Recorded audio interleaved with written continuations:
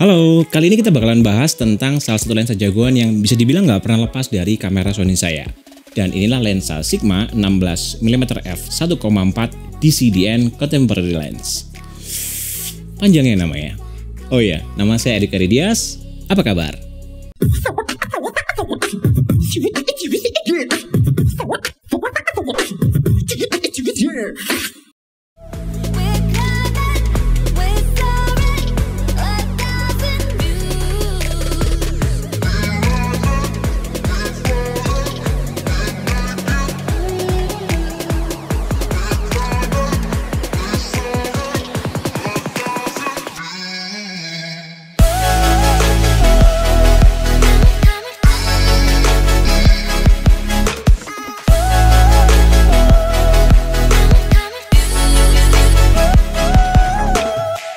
Lensa yang dikeluarkan di akhir tahun 2017 ini banyak sekali dibicarakan oleh para reviewer sebagai salah satu lensa yang sangat ditunggu-tunggu.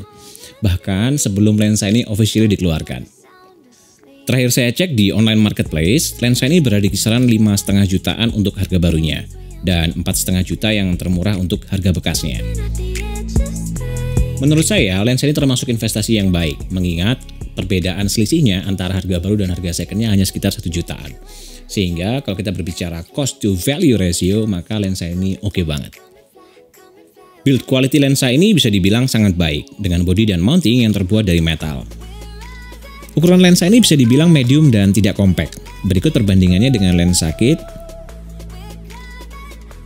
lalu lensa 85mm, dan lensa 28-70 mm. Oh iya, sedikit fun fact ya, jika Anda menemukan kode DC pada lensa-lensa buatan Sigma, maka itu artinya lensa tersebut dioptimalkan untuk kamera APS-C. Namun jika Anda menemukan ada kode DN, maka lensa tersebut dioptimalkan untuk body-body kamera yang memiliki flange distance yang pendek, atau umumnya kita bisa bilang mirrorless lah. Di lensa ini hanya terdapat satu buah ring, dan dia nggak ada stoppernya, jadi dia terus berputar seperti ini. Dan tidak ada marking di sini, sehingga untuk Anda para fotografer yang sering melakukan focus taking, maka ini mungkin sedikit menyulitkan. Begitu juga untuk Anda para videografer yang suka melakukan focus pulling, maka saya sarankan menggunakan wireless follow focus atau wireless focus puller ya, karena ada markingnya di sana. Kalau di sini mungkin agak kesulitan dan juga saya lihat dia nggak konsisten. Jarak fokus terdekat pada lensa ini tertulis hanya 25 cm dari sensor. Namun pada saat saya ukur ternyata lensa ini mampu lebih dekat di jarak hanya 20 cm. Yang artinya ujung lensa jaraknya cuma 6 cm dari objek yang kita foto. Ya, saya tahu Anda pikirin apa? Wah, cuma 6 cm kan bisa dibuat makro fotografi? Nggak kayak gitu. Karena wide angle lens memang perbesarannya kurang cukup.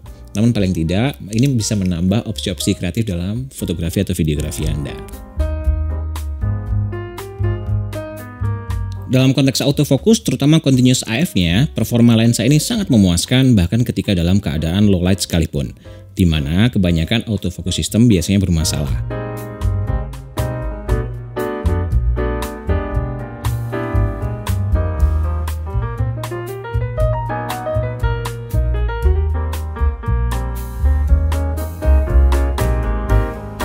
Di lensa ini tidak ada stabilizernya, sehingga untuk tujuan fotografi maka saya sarankan Anda sedikit berhati-hati, terutama masalah speed ya. Begitu juga penggunaannya dengan videografi, maka saya sarankan penggunaannya di atas tripod, monopod, atau mungkin kalau handheld ya harus hati-hati banget. Penggunaan di atas gimbal sangat esensial.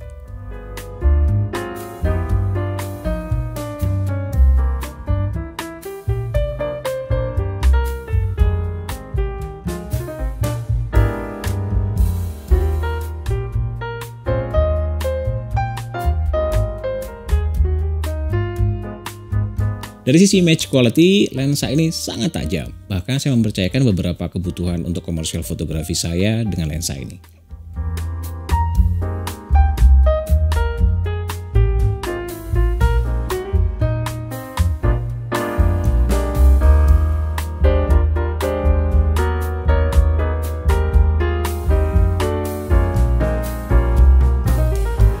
Jika Anda seperti saya, di mana dulu saya membidik lensa ini untuk menggantikan 16mm pada lensa kit 16-50mm di kebanyakan Sony A6000 series ya, maka berikut adalah perbandingan side by side dari hasil foto dua lensa ini.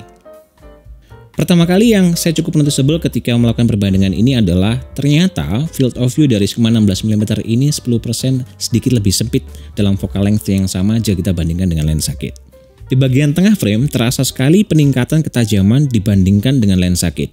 Bahkan jika kita lihat kualitas dari lensa kit di sebelah kiri, beberapa detail terlihat lebih hazy dan tidak mampu melakukan rendering mikro kontras. Jika kita geser ke arah ujung frame, maka nampak sekali superioritas dari lensa Sigma untuk ketajamannya. Berikutnya, jika kita mulai melakukan perbandingan image di beberapa f-stop, cukup nampak bahwa lensa ini tajam mulai bukaan terlebarnya sampai paling sempit. Dan kerennya, nampaknya lens diffraction tidak terlalu berdampak bahkan di f16. Chromatic aberration pada lensa ini bisa dibilang sangat minimal dan sangat terkontrol. Namun jika memang ada, maka saya rasa sangat mudah mengingat di software-software pengolah gambar sudah ada profil dari Sigma 16mm f1.4 ini. Untuk penggunaan videografi juga, chromatic aberration-nya belum pernah muncul sampai sekarang. Atau paling tidak setahun terakhir, saya belum pernah mendapatinya di berbagai footage yang sudah saya ambil. Penggunaan lensa ini dalam fotografi dan videografi, saya bisa bilang sangat menyenangkan karena field of view-nya itu ekuivalen dengan 24mm pada sensor full frame. Sehingga bisa dibilang kita bisa mendapatkan angle yang cukup lumayan lebar, enough lah lebarnya, tapi tanpa distorsi yang noticeable.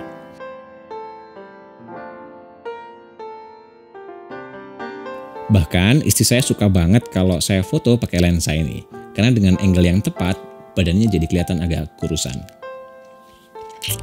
Aduh. Jika kita bicara tentang rendering kontras dalam lensa ini, saya sangat-sangat suka banget karena kontrasnya sudah muncul bahkan di bukaan terlebar sekalipun. Nah, kalau kita bicara di f1.4 tidak hanya kontras, namun juga kita mendapatkan keuntungan yang luar biasa ketika low light. Beberapa kali juga saya cukup diuntungkan dengan kemampuan dove yang sangat sempit, sehingga beberapa framing yang bisa dibilang cukup unik dan dramatis bisa saya dapatkan.